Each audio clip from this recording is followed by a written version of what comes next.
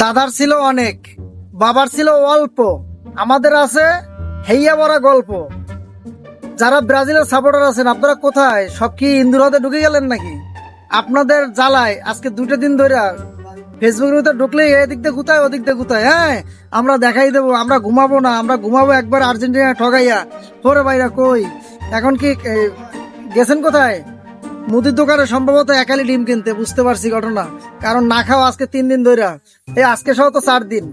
সবাই একটু বেশি করে দেখবেন, ঠিক আছে? কারণ যারা বেশি গাল মারে তারাই বেশি পস্তায়। আর্জেন্টিনা নাম্বার 1ই আছে এখন পর্যন্ত।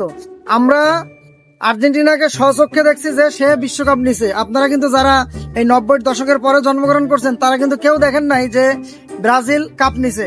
ওই বললাম না, সে আগের কথা, দাদার ছিল অনেক, বাবার ছিল অল্প, আপনাদের আছে সেইটা বড় গল্প। এছাড়া আর কিছুই না। সবাই ভালো থাকবেন এবং পারলে কমেন্ট করে রিপ্লাই দিবেন। ওনারা কোথায়? ব্যবস্থা মনা একালি একালি একালি। মান্না, তুমি কিছু বলো, কথা বলো না কেন? তুমি তো ভাই সেই আর্জেন্টিনা সাপোর্টার। কথা বলো, কথা বলো, ব্রাজিলদেরকে কিছু একটু বলো।